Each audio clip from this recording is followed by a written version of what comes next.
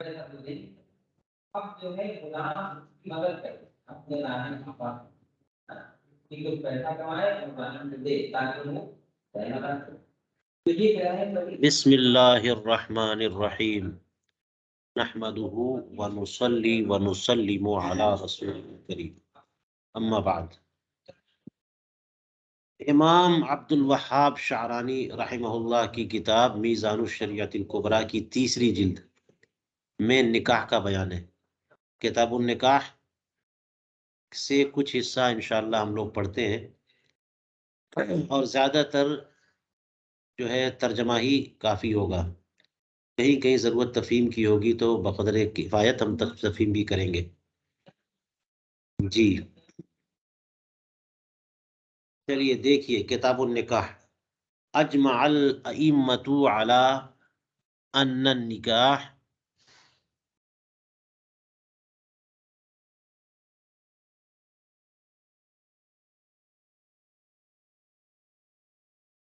من العقود الشرعیۃ المسنونہ باصل الشرع.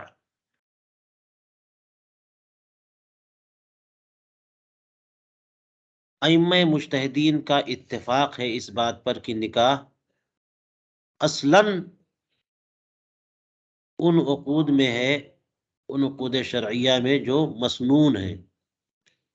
واجب فرض مکروہ حرام نہیں ہے، عقود مسنونہ میں ہے، سنت ہے. نکاح کرنا کیا ہے؟ اور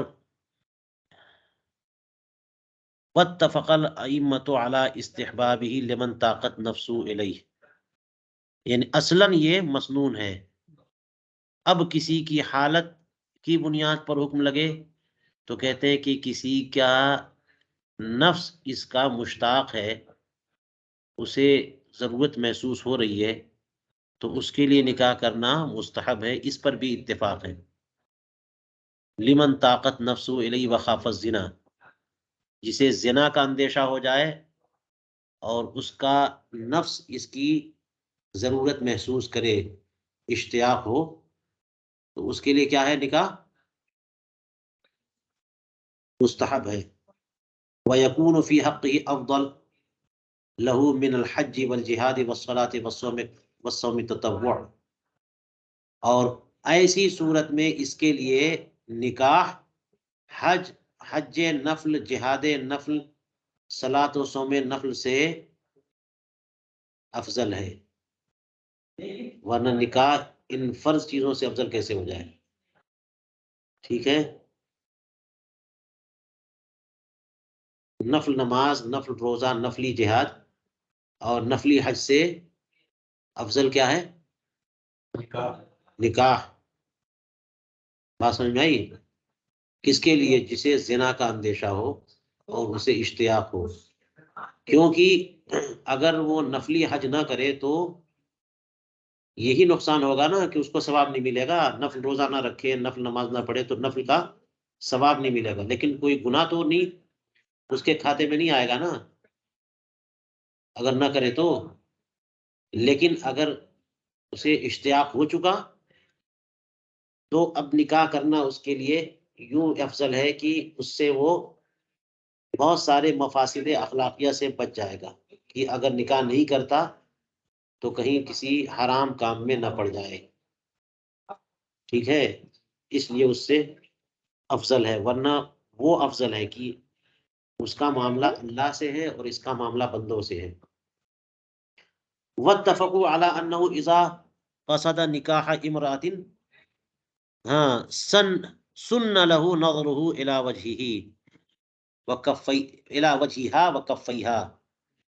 اس بات پر بھی ائمہ مجتہدین کا اتفاق ہے کہ جب کسی خاتون سے نکاح کا ارادہ کرے تو اس کے چہرے اور دونوں ہتھیلیوں کی طرف دیکھ لینا بہتر ہے، سنت ہے، یعنی بہتر ہے. کہ حضور کریم علیہ الصلوۃ والسلام کا ارشاد ہے نا کہ ایک نظر دیکھ لو، اس سے محبت بڑھتی ہے اور اس کی وجہ یہ ہو سکتی ہے. اور رشتہ نکاح میں تو محبت بہت ضروری ہے نا. اب بعد میں دیکھنے کی بات یہ یوں ہو رہی ہے کہ بعد میں جو ہے کوئی ایسی چیز نظر آئی جس سے طبیعت کا میلان نہ ہو تو ایک رشتے میں بلا وجہ میں دراڑ پیدا ہو جائے، تو دیکھنا بہتر ہے نا، اس لیے فرمایا کہ دیکھ لیا جائے، لیکن دیکھنے کی حد یہی فرمائی جو عضو عورت نہیں ہے، جس کا ستر فرض نہیں ہے، جو عضو عورت نہیں ہے، چہرہ اور دونوں ہتھیلیاں، خلافاً لداؤد، داؤد ظاہری کے برخلاف، اس لیے کہ انہوں نے تو دیکھنے کی حد یہاں تک نہیں محدود رکھی، انہوں نے کہہ دیا کہ یجوز النظر الی سائر جسدها خلا السوءتین، دو جو عورت فاحشہ ہے نا، شرم کے مقامات دونوں، ان دونوں کے علاوہ پورے بدن کی طرف نظر کر سکتا ہے جسے نکاح کرنا ہے۔ وَكَذَلِكَ اتَّفَقَ الْأَئِمَّةُ، لیکن دیگر ائمہ کرام اس کو جائز نہیں کہتے کہ نظر بغیر نکاح کے کرنا جائز نہیں ہے ان اعضاء کے علاوہ کی طرف، یعنی عورت جسے چھپانا ہے اس کی طرف نظر بغیر نکاح کے نہیں کر سکتے۔ وَكَذَلِكَ اتَّفَقَ الْأَئِمَّةُ عَلَىٰ أَنَّ نِكَاحَ مَن لَيْسَ بِكُفْءٍ فِي النَّسَبِ غَيْرُ مُحَرَّمٍ، اس پر بھی اتفاق ہے کہ غیر کفو سے نکاح کرنا حرام نہیں ہے، غیر کفو سے نکاح کرنا، من لیس بکفء فی النسب، نسب میں جو غیر کفو سے نکاح کرنا حرام، ہاں یہ اختلاف ہے کہ نکاح ہوگا کہ نہیں ہوگا، لیکن نکاح کرنا حرام نہیں ہے۔ ھذا ما وجدته من مسائل الاجماع والاتفاق، اس قدر مسائل ہمیں متفق علیہ ملے۔ بات ہو گئی؟ اب جن مسائل میں اختلاف ہے ان کو دیکھیے، وَمَا مَخْتَلَفُوا فِيهِ فَمِن ذَلِكَ قَوْلُ مالک والشافعی ان النکاح مستحب لمحتاج الیہ، جسے نکاح کی ضرورت ہے اس کے لیے نکاح مستحب ہے، جی، لمحتاج الیہ یجد احبتہ، ایسا محتاج جو کہ نکاح کے لوازمات رکھتا ہو، احبا یعنی تیاری، نکاح کے ذریعے جو اس پر احکام آئیں گے، یعنی نان اور نفقہ، مہر دے سکے، خرچ دے سکے، کپڑا دے سکے، کھلا سکے، ٹھہرا سکے، اس کے جسے نکاح کے لوازمات اپنے پاس جو رکھتا ہو اور اسے نکاح کی ضرورت بھی ہو، اس کے لیے نکاح کیا ہے؟ مستحب ہے۔ اور یہ رسول کریم علیہ الصلوۃ والسلام کا ارشاد ہے نا، یا معاشر الشباب من استطاع منکم الباءۃ فلیتزوج، الباءۃ وہی احبا ہے، اس کی تیاری ہے۔ اب کوئی بندہ ایسا ہے کہ فقیر ہے، اس کے 2 ٹائم کھانے کا نہیں ہے، مہر دینے کا کچھ نہیں ہے، اور پھر وہ جانا نکاح پہ آ گئے، ایسے بندے کو رسول کریم علیہ السلام نے فرمایا کہ روزہ رکھو۔ مع قول احمد انہ متى طاقت نفس الی وخشی العنت وجب، امام احمد ابن حنبل واجب کہتے ہیں، ان حضرات نے تو مستحب کہا نا، اور امام احمد ابن حنبل کیا کہتے ہیں؟ وہی، جب اشتیاق اور ضرورت اتنی ہے کہ ڈر ہے کہ کیا ہو جائے، کہیں غلط نہ ہو جائے کام، متا طاقت نفس، نفس کو اشتیاق ہے اور اندیشہ عنت کا ہے، بد کرداری نہ ہو جائے، برا کام نہ ہو جائے، تو کیا ہوگا؟ نکاح واجب ہے۔ وما قول ابی حنیفہ انہ یستحب مطلقا بکل حال، کہ بہر حال مستحب ہے، جی، شوق ہو، اندیشہ زنا ہو یا نہ ہو، بہرحال اندیشہ زنا ہو تب بھی واجب نہیں ہے، مستحب ہے۔ یہ جو بات انہوں نے کہی ہے، ہو سکتا ہے کہ اصل مذہب کی بات یہی ہو، ہاں، لیکن جو فتویٰ ہے بہار شریعت میں دیکھیے، ہاں وہ واجب ہے، سد ذریعہ کے طور پر، اور وقوف الحرام کے اندیشے سے بچنے کے لیے، اس اندیشے سے اور حرام سے بچنے کے لیے اس کے اوپر نکاح واجب ہے، جسے اندیشہ، ہاں، یعنی اگر اس میں بھی صورتیں نکالیے کہ نکاح زنا کا یقین ہے تو فرض ہے نا، امکانات ہے تو واجب ہے، اندیشہ معاذ اللہ۔ تو یہ بھی قول آ گیا، ومع قول داؤد بوجوبہ مطلقاً علی الرجل والمرأة، اور داؤد ظاہری کا یہ کہنا ہے کہ نکاح مطلقاً واجب ہے مرد اور عورت دونوں پر، چاہے زنا کا اندیشہ ہو چاہے نہ ہو، شوق ہو نہ ہو، مطلقاً کیا ہے؟ واجب ہے، لیکن عمر میں ایک بار بس، پھر اس کے بعد اب بہتر ہے نکاح کرے نہ کرے، عمر میں ایک بار کم سے کم نکاح کیا ہے؟ واجب ہے۔ تو اب اتنے مذاہب آ گئے سامنے نکاح کے بارے میں، ایک تو یہ ہے کہ اگر اشتیاق ہے تو مستحب ہے، اور دوسرا کیا ہے؟ واجب ہے، امام احمد بن حنبل کا قول، اور امام ابو حنیفہ کا کہ بہرحال مستحب ہے، اور داؤد کا کہ بہرحال واجب ہے۔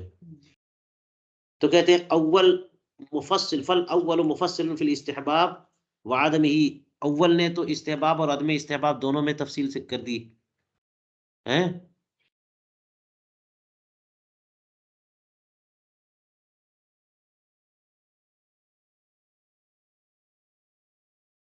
کیونکہ تفصیل یہ کر دی کہ اگر اسے نکاح کی تیاری ہے، ساز و سامان رکھتا ہے، نکاح کے لوازمات پر کنٹرول ہے، اسے قدرت ہے، تب تو مستحب ہے، ورنہ مستحب نہیں ہے۔ تو یہ تفصیل کر دی نا اس نے پہلے والے قول نے۔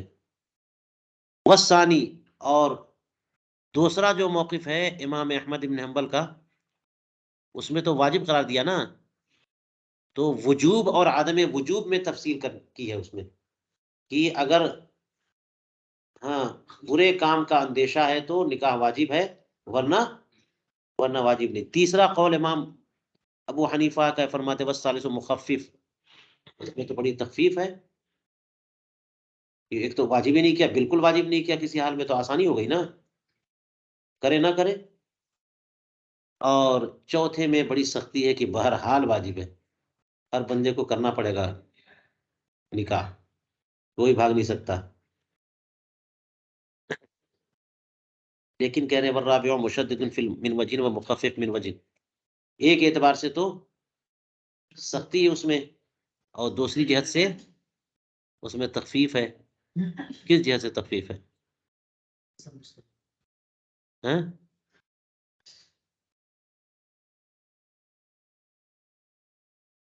اس اعتبار سے تخفیف ہو سکتی ہے کہ زندگی میں ایک بار کر لیا، اب چھٹکارا ہو گیا، نکاح کر لیا اور رشتہ ختم ہو گیا، طلاق ہو گئی، اب مزید کرنا ہمارے پر واجب نہیں،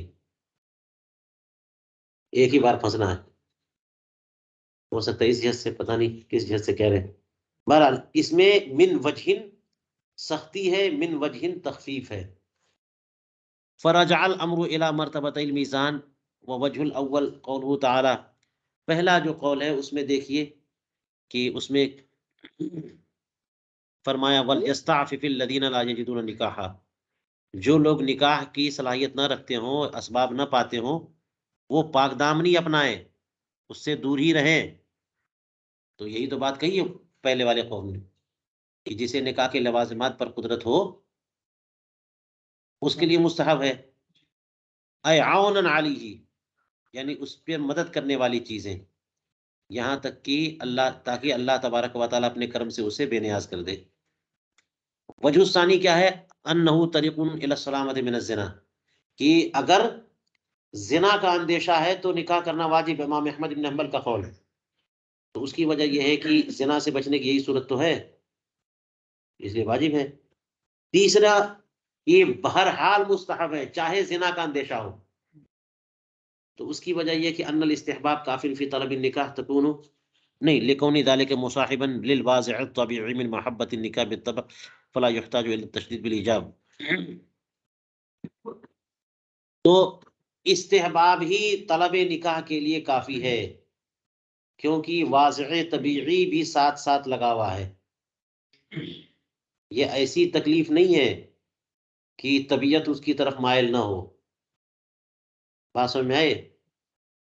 جیسے بھوکا رہنے سے طبیعت ابا کرتی ہے، تو روزے کو فرض کرنا پڑے گا، تب بندے جا کے روزہ رکھیں گے، اور کھانا اچھا اچھا تو اس کی طرف طبیعت مائل ہوتی ہے، تو اس کو فرض کہنے کی ضرورت نہیں ہے، بس کہہ دیں گے اس بہتر ہے، تب بھی کھانے پہ ٹوٹ پڑیں گے لوگ، ہے نا؟ بات سمجھ میں آ رہی نہیں آ رہی ہے؟ تو جس میں ہاں ایک نفسانی جھکاؤ اور میلان بھی شامل ہو جائے، اس کو تو صرف مستحب قرار دینا ہی کافی ہے نا، لوگ مستحب پر بھی ڈوب پڑیں گے، مستحب کہہ دینا کہ ثواب ملے گا وہی کافی ہے، واجب قرار دینے کی واضح طبیعی فطری لگاؤ جھکاؤ اور رجحان جو ہے نا یہ اس کے ساتھ ساتھ لگا ہوا ہے، من بیانیہ یعنی نکاح کی محبت طبعی طور پر،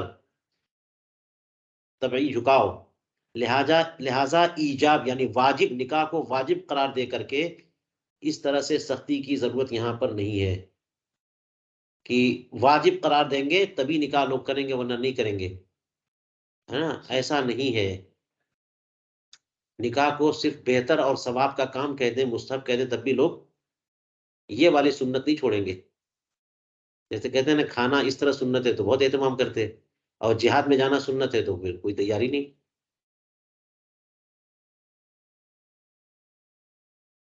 نفس سے جہاد اکبر کرنا سنت ہے تو سننے کے لیے کوئی تیار نہیں ہے۔ چلیے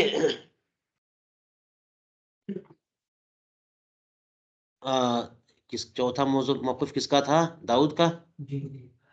ہاں، عمر میں ایک بار واجب ہے، تو اس کی وجہ ان امتثال امر الشارع یحصل بالمرتی ما لم يدل دلیل علی التقریر، ایک بار بھی کر لے تو شارع کے حکم کی بجاوری تو ہو جاتی ہے نا، تکرار پہ کوئی دلیل چاہیے۔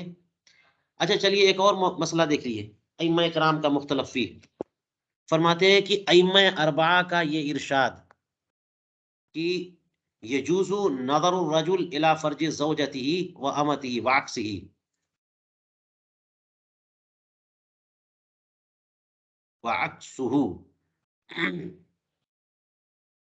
مرد اپنی زوجہ یا اپنی باندی کے شرم کی جگہ پر نظر کر سکتا ہے، اور اس کا عکس بھی کہ عورت بھی اپنے شوہر کے خاص مقامات کی طرف نظر کر سکتی ہے، یعنی یہ جو ہے نا جو پردے کا معاملہ ہے کہ نظر نہیں ہو سکتا، یہ تمام لوگوں کے لیے سوائے زوجین کے، ہے نا؟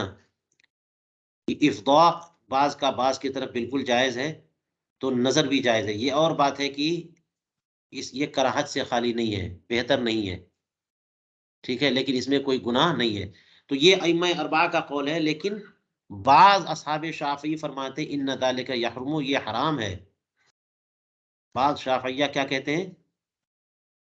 یہ حرام ہے، تو دیکھیے یہ تو ائمہ اربعہ کا اتفاق ہے، اسے متفق علیہ مسائل میں شمار نہیں کیا انہوں نے، کیونکہ بعض اصحاب شافعیہ کا اس میں اختلاف ہو گیا، تو کہتے ہیں کہ یہاں پہ کیا بات ہوگی، یہ بھی میزان کے دونوں مرتبوں پر ہے کہ ایک میں آسانی ہے اور ایک میں سختی ہے، جس میں یہ اجازت ہے کہ کوئی نظر کر بھی سکتا ہے اور نہ بھی کرے تو کوئی حرج نہیں ہے، اور ایک میں یہ کہ نہیں نظر نہیں کر سکتا، حرام ہے، تو اس میں سختی ہے۔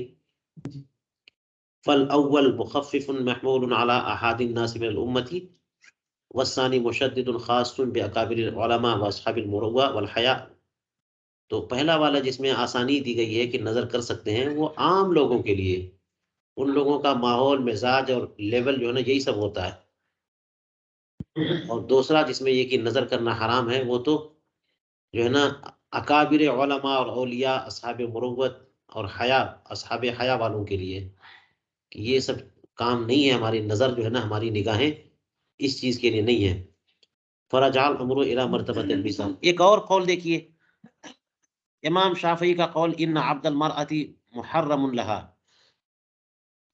عورت کا غلام اس کے لیے حرام ہے، نکاح نہیں ہو سکتا، خاتون اپنے ہی غلام سے نکاح نہیں کر سکتی، جب حرام ہو گیا تو پھر وہ غلام اپنی سیدہ کو نظر کر سکتا ہے، دیکھ سکتا ہے، جیسے ماں بہن جو محرمات ہیں ان کی طرف نظر ہو سکتی ہے نا، سوائے کچھ اعضاء کے، یعنی ہاتھ بازو سر بال پنڈلی یہ سب دیکھ سکتے ہیں، تو اسی طرح سے غلام بھی اپنی سیدانی کا کہ یہ آزاد دیکھ سکتا ہے چونکہ وہ حرام ہے.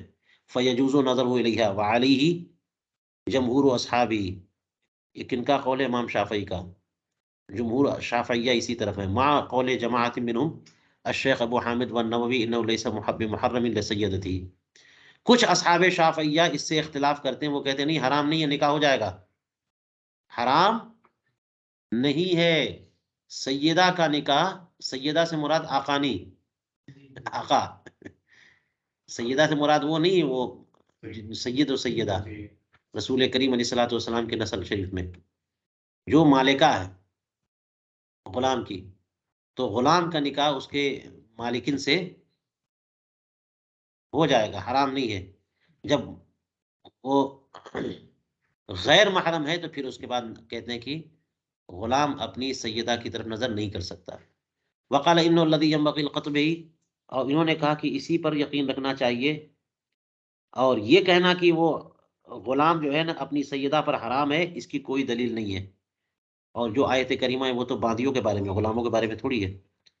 تو یہ جو دو موقف سامنے آ گئے، اس میں بھی پہلا والا موقف اس میں تخفیف ہے جو اہل عفت و اہل دین کے لیے خاص ہے، اور دوسرے میں ذری سختی ہے جو کہ ان کے مقابل جو اہل عفت نہیں ہے ان کے لیے.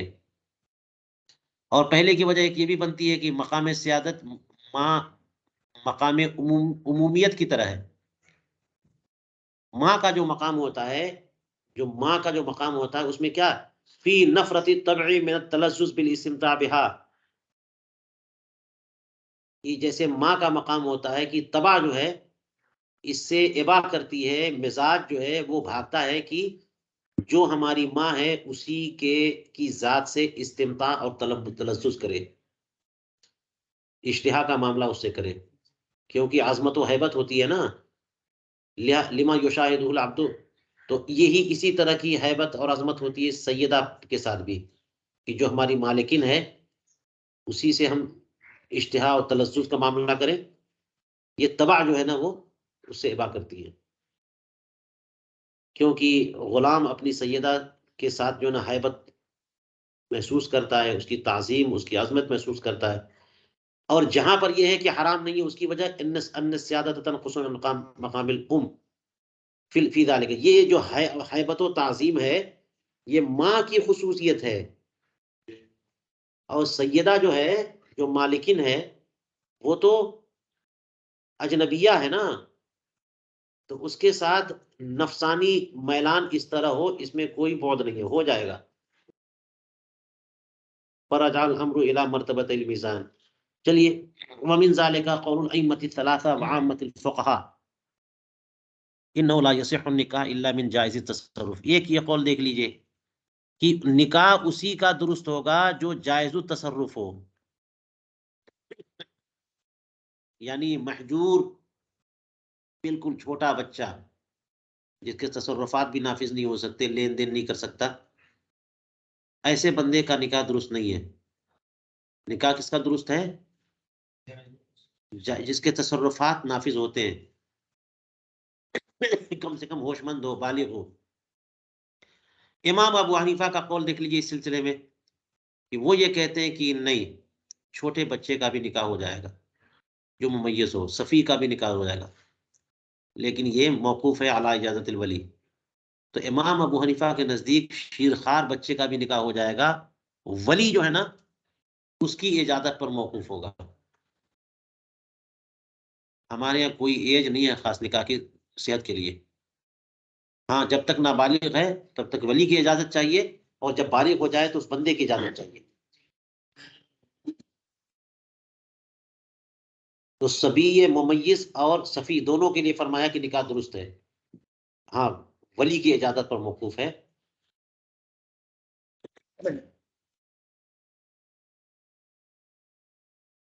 تو اس میں کہا کہ یہ جو آ گیا دو مذہب، کہ ہر نکاح اسی بندے کا ہو سکتا ہے جس کے تصرفات نافذ ہو سکیں، یعنی بالغ ہو. اور دوسرا قول کہ نکاح اس کا بھی درست ہو سکتا ہے جو جس کے تصرفات درست نہیں ہے، جیسے بہت چھوٹے بچے اور صفی مجنون، مگر یہ کہ ولی کی اجازت پر موقوف. تو پہلا والا قول مخفف ہے جس میں تخفیف ہے اور دوسرے میں سختی ہے، تو معاملہ جو ہے نا میزان کے دونوں مرتبوں کی طرف راجع ہوا اور دونوں قول کی توجیہ ظاہر ہے۔ کیسے توجیہ ظاہر ہے؟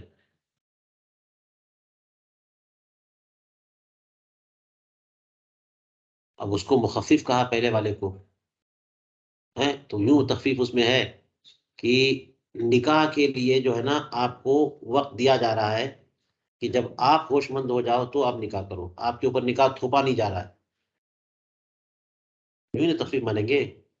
ایک بچہ جو پیدا ہوا تو بچپنے میں نکاح کر دے تو نکاح تو تھوپ دیا گیا نا اس کے اوپر، اس کو تو اختیار ہی نہیں ملا، تو سختی ہو گئی۔ اور اختیار دیا جا رہا ہے کہ نہیں، جب وہ نکاح اس کا نہیں ہوگا کوئی کرے گا تو، جب تک کہ اس کے تصرفات نافذ نہ ہونے لگے، تو آسانی ہوئی کہ نہیں ہوئی؟ اس لیے اس میں تخفیف ہے اور اس میں سختی ہے کہ نکاح ہر وقت جو ہے نا وہ ہو سکتا ہے۔ بات سمجھ آئی؟ حالانکہ اس کو دوسرے انداز میں بھی کہہ سکتے ہیں جو مجھے سمجھ میں آ رہا ہے، کہ پہلے میں تشدید ہے، دوسرے میں تخفیف ہے، کہ نکاح کبھی بھی ہو جائے، نکاح کی میں حد بندی اور قید نہیں ہے کہ آپ کو انتظار کرنا پڑے کسی خاص وقت کا اولیاء کو۔ ومن ذلك قول الائمة الثلاثة انه يجوز للولي غير الاب ان يزوج اليتيم قبل بلوغه ان كان له مصلحة في ذلك كالاب، ما قول الشافعي بمنع ذلك۔ ائمہ ثلاثہ یہ فرماتے ہیں کہ باپ کے علاوہ کوئی اور ولی اگر یتیم کا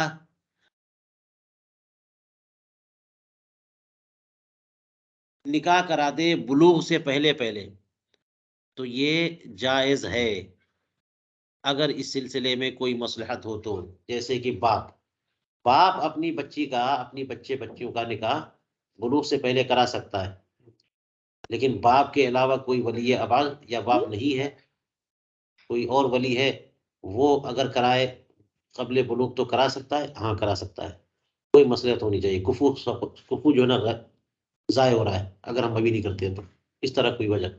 امام شافعی اسے درست نہیں کہتے، ما قول الشافعی بمنع ذالک۔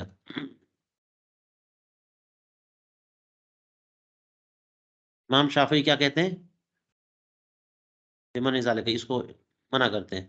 تو پہلا میں تخفیف ہے اور دوسرے میں سختی ہے،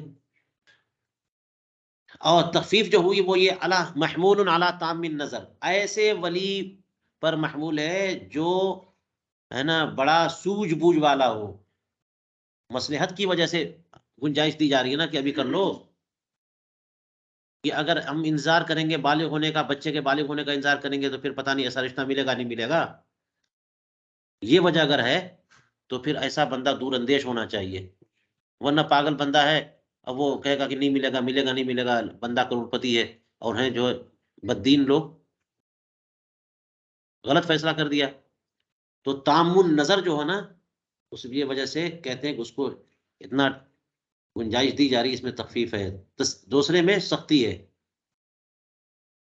کہ نہیں یہ صرف باپ کا حق ہے، باپ کے علاوہ کوئی اور قبل بلوغ نکاح نہیں کرا سکتا۔ اس میں جو ہے نا یہ محمول سختی تو ہے لیکن محمول ہے قاصر النظر پہ، ہے نا، جو سوجھ بوجھ والا نہیں ہے۔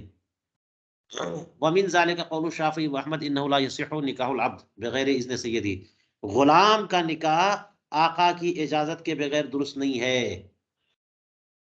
یہ قول امام شافعی، امام احمد بن حنبل کا ہے، امام مالک کہتے ہیں صحیح ہے اور مولا کو فسخ کرنے کا اختیار ہے، امام ابو حنیفہ کہتے ہیں کہ نکاح صحیح ہے، مولا کی اجازت پر موقوف ہے۔ تینوں موقف آ گئے، تو پہلے میں سختی ہے، دوسرے تیسرے میں تخفیف ہے، ٹھیک ہے۔ فرجع الامر الی مرتبۃ المیزان، پہلے کی وجہ یہ ہے کہ غلام کسی چیز کا مالک تو نہیں ہوتا نا، کسی چیز کا، تو اس لیے آقا کی اجازت کے بغیر غلام نکاح نہیں کر سکتا، کسی چیز کا مالک نہیں ہے تو کیسے کر سکتا ہے وہ؟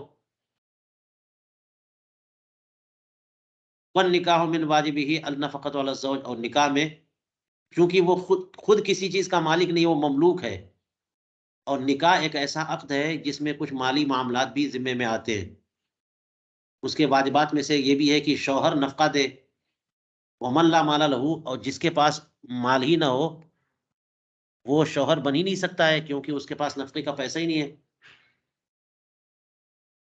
اور اگر فیضا کا نا بیز سید، اگر مالک اجازت دے دے تو پھر یہ جائز ہو جائے گا. گویا یہ اس کو اسی طرح لگے کہ جیسے سید جو مالک ہے غلام رکھا ہوا ہے تو غلام کو کھلا پلا رہا ہے، اور اب وہ اجازت دے رہا کہ میرا غلام شادی کر سکتا ہے، اس کا مطلب وہ اس اخراجات کو بھی برداشت کرنے کے لیے تیار ہے. وہ نفقہ ہو جائے گا نا آقا کے ذمے. وَكَأَنَّ السَّيِّدَ بِإِذْنِهِ لہو فی النکاح التزم عنہ جمیع واجباتہ. گویا کہ جو آقا ہے وہ نکاح کی اجازت اپنے غلام کو دے کر کے اس نکاح کے تمام لوازمات کا التزام اپنے اوپر کر رہا ہے، پابندی کر رہا ہے کہ ٹھیک ہے میں دیکھ لوں گا. اس لیے آقا کی اجازت کے بغیر نکاح نہیں ہوگا. دوسرا جو قول تھا وہ یہ کہ نکاح ہو جائے گا لیکن آقا فسخ کر سکتا ہے. امام مالک نے فرمایا تھا اس کی وجہ ان حکم النکاح حکم عقلہ من مال السید العقل الواجب او المستحب او المباح فلا يحتاج الى اذن فيه الا ان يبدو خلاف ذلك للسید ولذلك كان له فسخ النکاح كما ان له منع من اكل الشهوات. فرماتے ہیں کہ نکاح تو ہو جائے گا، یہ اور بات ہے کہ نکاح کو فسخ کرنے کا اختیار رہے گا مولا پر. وہ اس طور پر کہ نکاح کرنے کا میں اجازت کی ضرورت نہیں ہے، اس طور پر کہ جیسے غلام جو ہوتا ہے وہ اپنے آقا کے کھانے پینے کی چیزوں سے بغیر اجازت کے کھا سکتا ہے. وہ اپنا گزارا جو ہے نا وہ لینے کے لیے آقا کی اجازت کا محتاج نہیں ہے. کسی غیر کا مال تو نہیں کھا سکتا نا وہ، مگر آقا جو کھانا دیتا ہے اس کی اجازت کے بغیر وہ کھا سکتا ہے. ٹھیک ہے، تو وہی کہہ رہے ہیں کہ نکاح کا حکم جو ہے نا آقا کے مال کے کھانے کے حکم کی طرح ہے. غلام نکاح کرے اس کا حکم وہی ہے جو کہ آقا اپنے مالک کا مال کھائے، غلام اپنے مالک کا مال کھائے. ٹھیک ہے، اور یہ کھانا جو ہے واجب بھی ہو سکتا ہے، مستحب بھی، مباح بھی. تو یہاں بھی یہی ہوگا، منع نہیں ہوگا. تو اس میں اجازت کی ضرورت نہیں ہے. جب اجازت کی ضرورت نہیں ہے تو نکاح ہو جائے گا. ہاں یہ بات ہے کہ آقا کو فسخ کرنے کا اختیار ہے. وہ یوں کہ آقا کو اگر ظاہر ہوا کہ یہ تو نکاح بالکل غلط نکاح ہو گیا تو وہ اپنا فیصلہ لے سکتا ہے بعد میں. اسی وجہ سے اسے نکاح کا فسخ کا اختیار ہے، جیسے کہ اسے کسی خاص کھانے سے منع کرنے کا بھی اختیار ہے جو کہ اس کے لیے نقصان دہ. تیسرا جو موقف تھا وہ کیا ہے کہ نکاح تو ہو جائے گا اور فسخ کرنے کا اختیار کی معاملہ نہیں ہے، بلکہ وہ نکاح موقوف ہوگا اذن مولا پر. وہ نافذ تب ہوگا جبکہ مولا اس نکاح کو جائز کر دے. بات سمجھ میں آئی؟ تو اس کی وجہ یہ کہ ان السید قد یری النکاح مضرا للعبد، کہ مالک جو ہے کبھی نکاح کو نقصان دہ سمجھتا ہے. وہ نہ جانتا ہے کہ غلام کی لمٹ کیا ہے، کیا کس قدر اس کی صلاحیت ہے. تو کبھی ہو سکتا ہے کہ وہ نقصان دہ قرار سمجھے، لہٰذا اس کو اجازت ہونی چاہیے، اسے حق ہونا چاہیے کہ وہ جب چاہے وہ جو ہے نکاح کو نافذ کر دے یا نفاذ سے روک دے. ومن ذلك قول الشافعی واحمد انه لا يصح العقد الا بولی ذکر. ایک اور قول دیکھ لیجئے کہ ولی جو ہے نا ولی مذکر ہی نکاح کر سکتا ہے، لہذا کسی خاتون نے نکاح کی ولایت اپنے ذمے لی تو وہ نکاح باطل ہے. یا عورت نے خود نکاح کر لیا تو وہ نکاح بھی باطل ہے. فإن عقدت المرأة النکاح فهو باطل. امام شافعی امام احمد بن حنبل کا قول کیا ہے کہ نکاح درست نہیں ہوگا مگر ولی مذکر کے ذریعے. عورت نے خود کر لیا تو باطل. امام ابو حنیفہ فرماتے ہیں کہ اگر عورت بالغہ ہو گئی تو ان للمرأة ان تتزوج بنفسها، خود کر سکتی ہے. وان توکل فی نکاح، اور وہ خود کسی کو اجازت بھی دے سکتی ہے، وکیل بھی بنا سکتی ہے اگر اہل تصرف ہے تو، اپنے مال میں تصرف کرنے کا اختیار ہے تو کوئی اس پر اعتراض نہیں. الا ان تضع نفسها فی غیر کفء، ہاں اگر اپنی مرضی سے اس نے غیر کفو میں کر لیا تو اب اولیاء کو اختیار ہے اس نکاح کو فسخ کرنے کا، اور ان کی ہاں نہیں، ان کی اجازت پر موقوف ہوگا یہ نکاح۔ فہنا کا یعترض الولی علیہ۔ ساتھ میں امام مالک کا قول لے لیجئے کہ ان کانت ذات شرف و مال یرغب فی مثلها لم یصح نکاحها الا بولی، کہ اگر وہ خاتون شرف و کرامت والی، عزت و وجاہت والی، مال و دولت والی خاتون ہے، کہ ایسی خاتون میں کے نکاح کے ساتھ نکاح کرنے کی رغبت پائی جاتی ہے لوگوں میں، تو ایسی خاتون کا نکاح خود نہیں ہوگا بلکہ ولی کی اجازت سے ہوگا۔ وَإِن كَانَتْ بِخِلَافِ ذَلِكَ جَازَ أَن يَتَوَلَّى نِكَاحَهَا أَجْنَبِيٌّ بِرَضَاهَا۔ ٹھیک ہے۔ وَمَا قَوْلِ داؤد إِن كَانَتْ بِكْرًا لَمْ يَصِحَّ نِكَاحُهَا بِغَيْرِ وَلِي وَإِن كَانَتْ سَيِّبًا صَحَّ۔ انہوں نے جو ہے نا وہ بکر و سیب کے ساتھ لگا دیا۔ مع قول ابی ثور و ابی یوسف ان يصح ان تتزوج باذن وليها فان تزوجت بنفسها وترافع الى حاكم حنفي فحكم بصحته نفذ وليس للشافعي نقضه خلافا لابي السعيد الاسطقري فان وطئها قبل الحكم فلا حد عليه، اگر وطی ہو گئی تو کوئی حد نہیں، خلافا لابی بکر الصیرفی ان اعتقد تحریمه وان طلقها قبل الحكم لم يقع، اگر طلاق دے گا تو طلاق بھی نہیں ہوگی۔ احتیاط فل اول مشدد والثانی فیہ تخفیف، تو پہلے میں تو بڑی سختی ہے، دوسرے میں تخفیف ہے۔ والثالث مفصل، اس میں ذرا جو ہے نا تفصیل ہے، یوں ہی ابو ثور اور ابو یوسف کے قول میں بھی تخفیف ہے۔ یہ سب پورے مسائل کو بیان کیا انہوں نے کہ ولی کی اجازت کے بغیر، ولی کی اجازت سے، یا اگر وہ سیبہ ہے تو فلاں حکم باقرہ ہے تو یہ، یا اس کے نکاح میں رغبت ہوتی ہے تو ولی کی اجازت پر موقوف ہے، ولی کی اجازت چاہیے، اور نہیں تو ولی کی اجازت نہیں چاہیے۔ یا پھر یہ کہ اس نے ولی کی اجازت کے بغیر کر لیا اور حنفی کے نزدیک یہ نکاح درست ہو جاتا ہے، قاضی حنفی نے نافذ کر دیا، تو اب شافعی اس پہ توڑ نہیں سکتے۔ یہ سب باتیں بتائی ہیں، اس میں دیکھ لیجئے اور آسانی سے آپ کو پتہ چل جائے کہ کس میں سختی ہے، اس میں نرمی ہے۔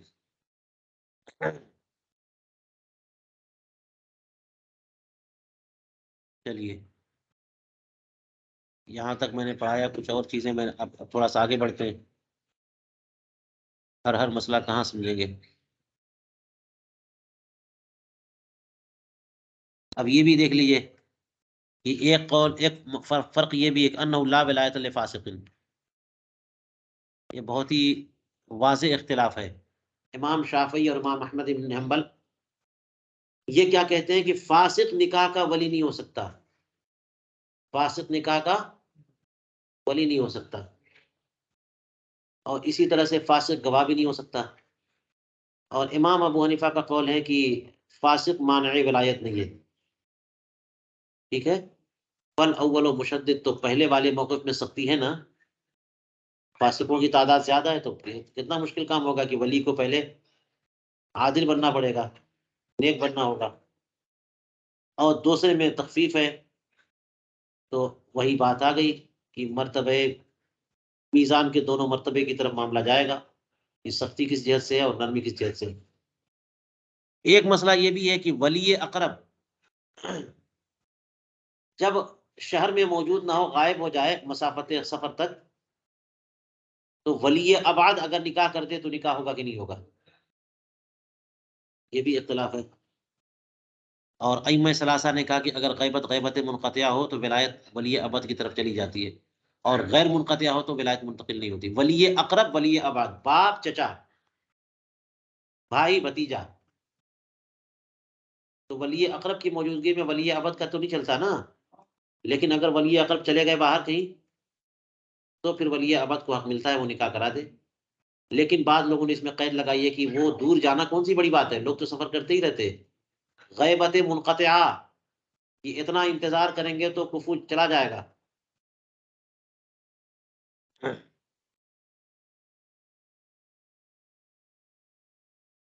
ومن ذلك قول الشافعی ان للجد والاب تزویج البکر، امام شافعی یہ کہتے ہیں کہ باپ دادا یہ باکرہ کا نکاح اس کی مرضی کے بغیر کر سکتے،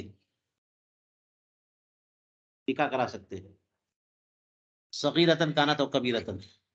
یہ تو اختلاف آپ پڑھتے رہتے ہیں نا، کہ باقرہ اگر ہے، سیبہ نہیں ہے بلکہ باقرہ ہے، کنواری ہے، تو چاہے صغیرہ ہو چاہے بالغہ ہو، اس کا نکاح باپ اور دادا کرا سکتے، وہ خود سے نہیں کر سکتی. اور یہی قول امام مالک کا ہے فی الجد، دادا کے معاملے میں دادا بھی کرا سکتے، وہی روایت اشہر روایتین عن احمد فی الجد. لیکن امام ابو حنیفہ کہتے ہیں کہ یہ جو ہے نا وہ بالغہ کے لیے نہیں ہے، صغیرہ کے لیے، نابالغہ کے لیے. وہ فرماتے ہیں کہ ان تزویج البکری بالغہ العاقلہ بغیر رضاها لا یصح. باقرہ بالغہ اگر ہے، عاقلہ ہے، سمجھدار ہے، تو اس کی رضامندی کے بغیر نکاح درست نہیں ہوگا، بحال، کسی حالت میں. ٹھیک ہے. الایم احق بنفسها فرمایا نا، اس سے مراد یہی ہے کہ جو بالغہ ہو چکی اگرچہ وہ باقرہ ہو. ٹھیک ہے.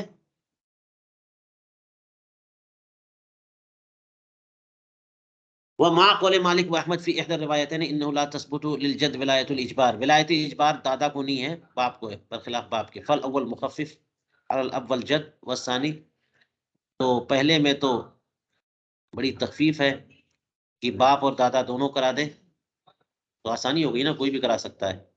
اور دوسرے میں اور اس کے جو موافق ہے اس میں تو بڑی تفصیل ہے. والثالث، اور تیسرے میں بڑی سختی ہے.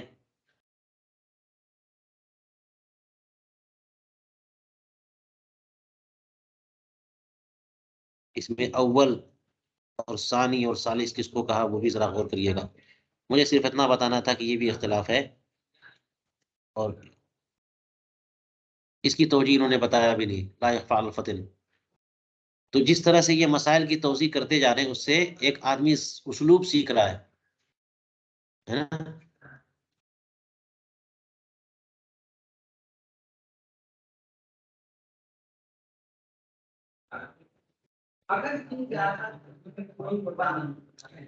فرماتے ہیں ومن ذلك قول الائمة الثلاثة انه لا يجوز لغیر الاب تزویج الصغیرہ. ائمہ ثلاثہ فرماتے ہیں کہ باپ کے علاوہ کوئی اور ولی صغیرہ کا نکاح نہیں کر سکتا جب تک کہ وہ بالغہ نہ ہو جائے اور اجازت نہ دے دے. امام ابو حنیفہ فرماتے ہیں کہ اور بھی کوئی کر سکتا ہے، چچا ہے، بھتیجا ہے، صغیرہ کا نکاح کوئی بھی کر سکتا ہے. تو انہوں نے امام مع قول ابی حنیفہ ان ذلک یجوز لسائر العصبات. ہاں یہ ہے کہ اگر باپ کرے گا تو یہ نکاح نافذ ہو جاتا، اور بالغ ہونے کے بعد اسے ولایت نہیں ملتی ہے نا. اور باپ کے علاوہ کوئی کرے گا تو بالغ ہوتے ہی اسے ولایت ملتی ہے، اسے حق ملتا ہے کہ وہ نکاح کو نافذ کرے یا باطل کر دے. تو امام ابو حنیفہ فرماتے ہیں کہ یہ تو نکاح کرا دینا صغیرہ کا، یہ کوئی ولی بھی کر سکتا ہے سارے اسباب میں. ہاں یہ ہے کہ لا یلزم عقد فی حقها، صغیرہ کے حق میں عقد لازم نہیں ہوگا، کوئی اور اگر باپ کے علاوہ کوئی اور کرے گا تو. فیثبت لها الخيار اذا بلغت، جب وہ بالغہ ہوگی تو اسے اختیار ہوگا. ٹھیک ہے. تو اب دیکھ لیجیے امام ابو یوسف کا قول ملا لیجیے کہ عقد جو ہے لازم ہو جائے گا، صغیرہ ہے تب بھی. تو اول میں کتنی سختی ہے؟ فل اول مشدد، سختی ہے نا کہ باپ ہی کرا سکتا ہے باپ کے علاوہ. تو اس کا مطلب آپ دادا ہوتے ہوئے بھی آپ مجبور ہیں، آپ کے ہاتھ بندھے ہوئے ہیں، آپ نہیں کرا سکتے، سختی ہو گئی نا. اور دوسرے میں ذرا تخفیف ہے کہ باپ بھی کرا سکتا ہے، باپ کے علاوہ اور بھی کرا سکتے ہیں. فرجع الامر الى مرتبۃ المیزان. چلیے اور دیکھیے.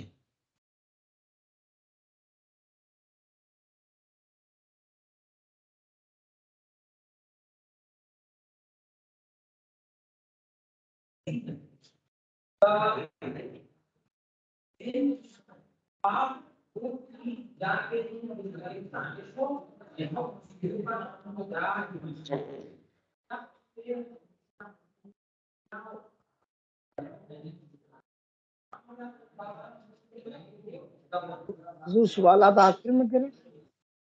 جی جی چلیے، سب بہت سارے بے کفو کے بارے میں.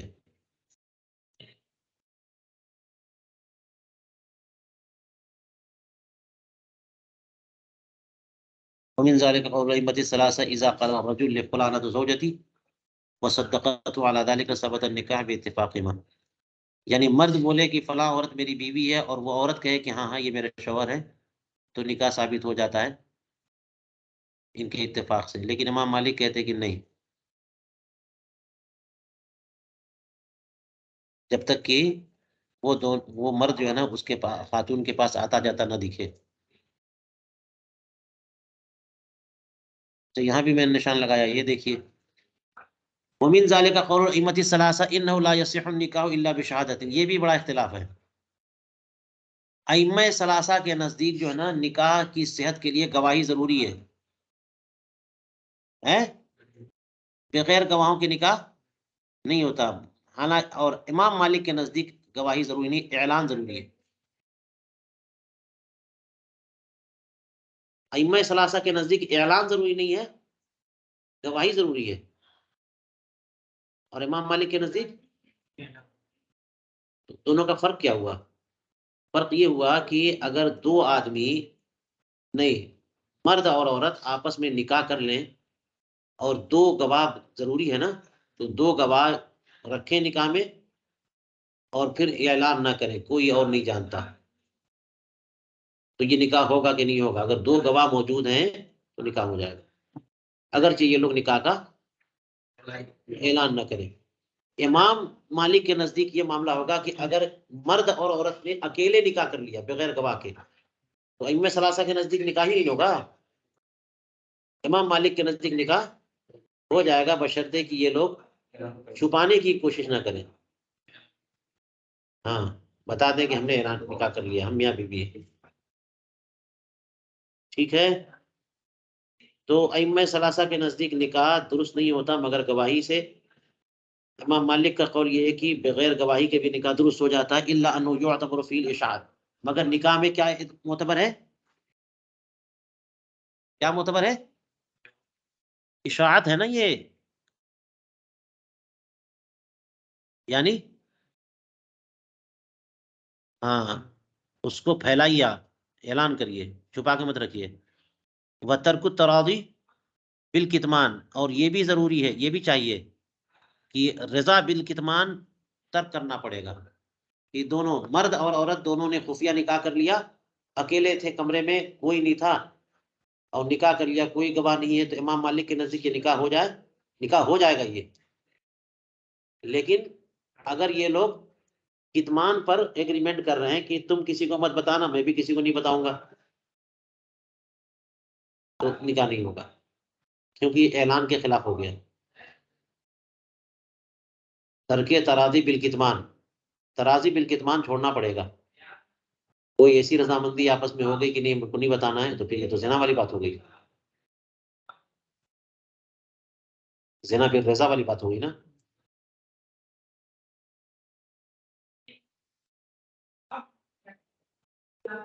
تو ترک التراضی بالکتمان، دونوں آپسی رضامندی سے چھپانے کا پلان بنائیں، یہ چھوڑنا پڑے گا، یہ بھی ضروری ہے نکاح کی صحت کے لیے. ومن ذالک یہ کہاں گیا؟ ہاں، حتی لو عقد فی السر، یہاں تک کہ اگر خاموشی سے نکاح ہوا تنہائی میں، واشترط کتمان النجاح فسخ، اور کیا شرط لگا دی گئی کہ اس کے پھیلانے، اس کو چھپایا جائے. نجاح کے بجائے نکاح ہونا چاہیے، پتہ نہیں، بہرحال. تو نکاح کو چھپانے کی شرط لگا دی، تنہائی میں نکاح کیا اور چھپانے کی شرط لگا دی، تو نکاح کیا ہو جائے گا؟ عندہ وعما عند الثلاثہ.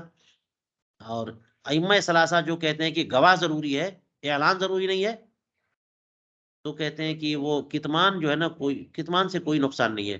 مع حضور الشاہدین، دو آدمی تھے نا، دو آدمی گواہ بنا لیا تاکہ کبھی کوئی انکار کرے تو یہ دو آدمی گواہی دے سکے. اتنا ہی کافی ہے. یہ اپنا نکاح پرائیویٹ معاملہ ہے، کیا ضرورت ہے بازار میں اعلان کرنے کی؟ تو کتمان نکاح جو ہے نا، اس سے کوئی حرج نہیں ہے اگر گواہ دو موجود ہو. فل اول مشدد محمول علی من لا یؤمن جحودہ بعد العقد، تو پہلے والے میں بڑی سختی ہے کہ گواہی کے بغیر نکاح نہیں ہے.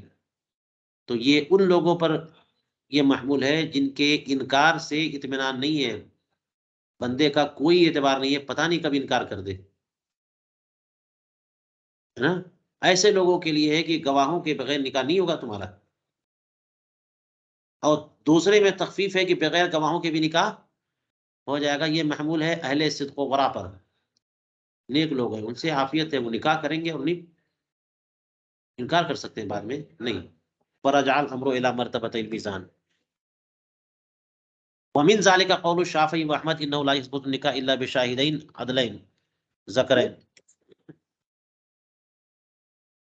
امام شافعی، امام احمد ابن حنبل، ان دونوں بزرگوں کا کیا کہنا ہے کہ دو عادل گواہوں سے نکاح جو ہے وہ ثابت ہوگا. دو مذکر عادل گواہ، فاسقوں سے نہیں. امام ابو حنیفہ کہتے ہیں کہ نہیں، یہ تو عقد مالی کی طرح ہے، فاسقوں سے بھی ہو جائے گا اور عادلوں سے بھی ہو جائے گا، اور مرد اور عورت دونوں سے ہو جائے گا. دو مرد ضروری نہیں ہے، ایک مرد دو عورتیں ہیں تب بھی. انه ينعقد برجل وامرأتين برجل وامرأتين، اس طرح بھی ہو جائے گا، اور دو فاسق کی گواہی سے بھی نکاح ہو جائے گا. تو اول میں بڑی سختی ہے نا کہ جب تک دو عادل گواہ نہیں ملیں گے تب تک نکاح نہیں ہوگا، اور دو مرد ہی ہونا چاہیے. اور امام صاحب کے کا جو قول اس میں بڑی تخفیف ہے. امام ابو حنیفہ کا جو قول ہے اس کی وجہ کیا ہے؟ قیاس علی الاموال.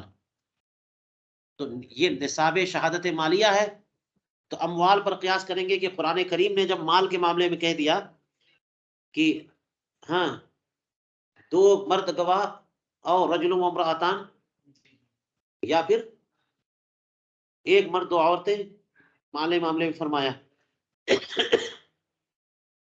تو یہی معاملہ یہاں بھی جاری ہوگا. اس معاملے میں رجل اور مرأتین سے نکاح کے ثبوت میں. وَأَمَّا الْفَاسِقَانِ، اور رہے دو فاسق، فَإِنَّهُ يَحْصُلُ بِهِمَا الْإِشَاعَةُ بِالنِّكَاحِ وَذَلِكَ كَافٍ فِي الْخُرُوجِ عَنْ صُورَةِ نِكَاحِ السِّفَاحِ.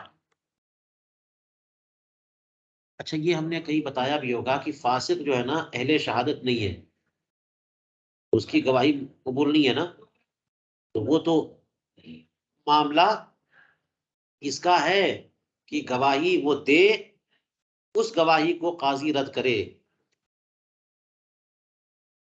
جی، لیکن یہ کہ اس کو گواہ بنانا، تحمل شہادت اور ادائے شہادت دو الگ الگ چیزیں. وہ تحمل شہادت کا اہل ہے، گواہ بن سکتا ہے. لہذا دو فاسق تھے اور ان کی موجودگی میں نکاح ہوا تو یہ نکاح درست ہو جائے گا کیونکہ تحمل شہادت کا معاملہ ہے. اب اگر ان میں سے کسی ایک نے انکار کر دیا اور اب ثابت کرنا ہوا انہی دو گواہوں کی مدد سے، تو وہ گواہی دیں گے تو گواہی قبول نہیں ہوگی، نکاح ثابت نہیں ہو پائے گا. یہ اگلا مرحلہ، یہ مرحلہ آتا ہی نہیں عام طور پہ. تو اس لیے گواہ فاسق گواہوں کی گواہی سے بھی نکاح ہو جائے گا. تو کہتے ہیں کہ فاسق اگر دو ہیں تو وہ اگر گواہی ان کی قابل قبول نہیں ہے لیکن وہ نکاح کو پھیلائیں گے، اشاعت کریں گے، دوسروں کو بتائیں گے، یہی اسی قدر کافی نہیں ہے کہ یہ بات جو ہے نا وہ نکاح اور سفاح کا فرق ہو جائے. یہ خاموشی میں سے ایک مرد اور دو ایک عورت جو ہے آپس میں نکاح کرنے کے معاملے میں ایگریمنٹ کیا، بات چیت کیا، اور کسی کو گواہ نہیں بنایا، نکاح نہیں کیا، تو اس سے اور یہ فرق نہیں ہے. دو آدمیوں کو گواہ بنائے، ان لوگوں کو بتائیں گے تو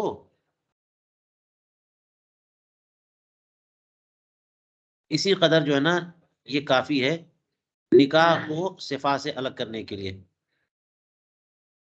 ایک مسئلہ یہ بھی ہے کہ کیا ذمیہ سے نکاح ہو سکتا ہے کہ نہیں؟ کتابیہ سے نکاح کی بات آتی ہے نا، مسلمان یہودیہ سے یا نصرانیہ سے نکاح کر سکتا ہے کہ نہیں؟ یہ سوال لوگ پوچھتے رہتے ہیں.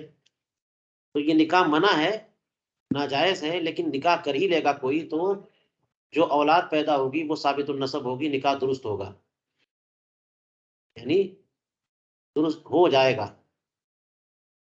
اب اس میں دیکھیے ومن ذالک قول الائمۃ الثلاثہ انه اذا تزوج مسلم ذمیۃ لم ينعقد النکاح الا بشاہدین مسلمین.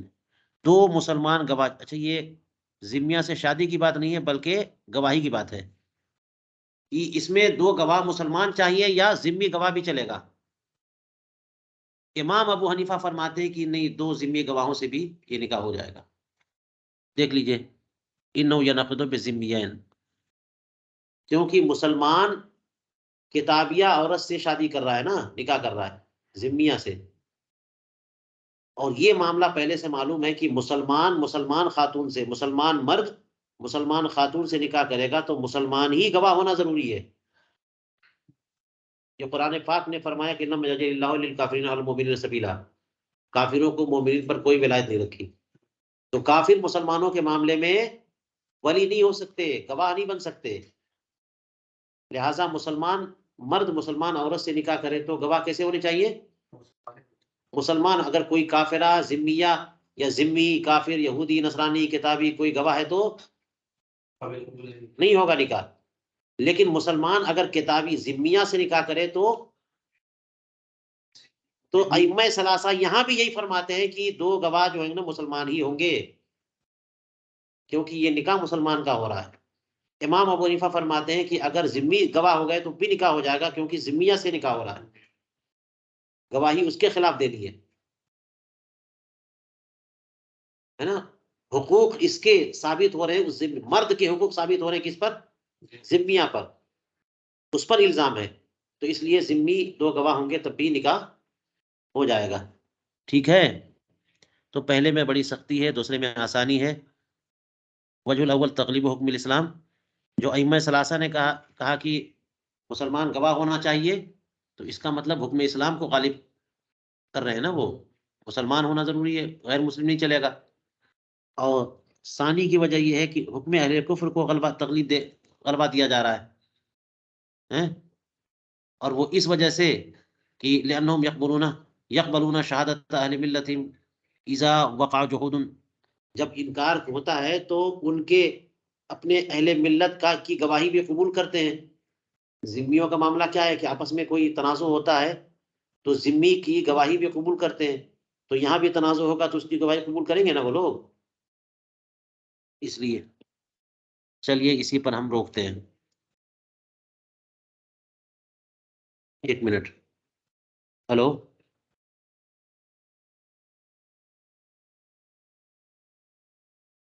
یہ بھی دیکھ لیں، بڑی اچھی اچھی باتیں ہیں. خطبہ سنت ہے، واجب نہیں. داؤد ظاہری کہتے ہیں کہ خطبہ واجب ہے.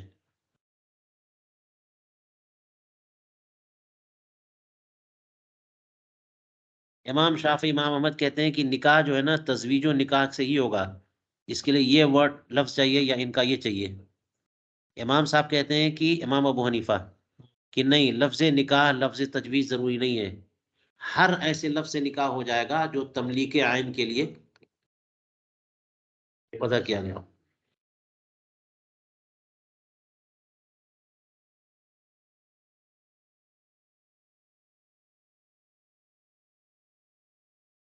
اچھا یہ دیکھیے آخری، اسی پہ روکتے ہیں. ومن ذلك قول الائمة الثلاثة انه يجوز للمسلم ان يتزوج كتابية من وليه الكتابي، مسلمان کتابی خاتون سے نکاح کر سکتا ہے اس کے ولی کتابی کے ذریعے، کیونکہ وہ ولی کے بغیر تو نکاح باطل مانتے ہیں نا ائمہ ثلاثہ. یہ لوگ جو ہے نا ائمہ کرام امام ابو حنیفہ کے علاوہ، وہ ولی کے بغیر نکاح کو کیا مانتے ہیں؟ تو کتابی ولی کتابیہ سے نکاح، کتابی ولی کی اجازت سے کتابیہ سے نکاح کرے کوئی مسلمان تو یہ نکاح ہو جائے گا. لیکن امام احمد ابن حنبل کیا فرماتے ہیں؟ ان ذلک لا یجوز، یہ نہیں ہوگا. فالاول مخفف تقریبا لمراعاة حکم الکفر، تو پہلے میں تخفیف ہے حکم کفر کی رعایت کرتے ہوئے، کو غلبہ دیتے ہوئے، رعایت کو غلبہ دیتے ہوئے کہ چلو کافر بھی دنیا میں ہے تو دنیاوی معاملات میں ان کو شامل کر لو. اور دوسرے موقف جو ہے امام احمد ابن حنبل کا، اس میں ذرا سختی ہے کہ نہیں نہیں، ان سے نکاح درست نہیں ہے تقلیباً لحکم الاسلام.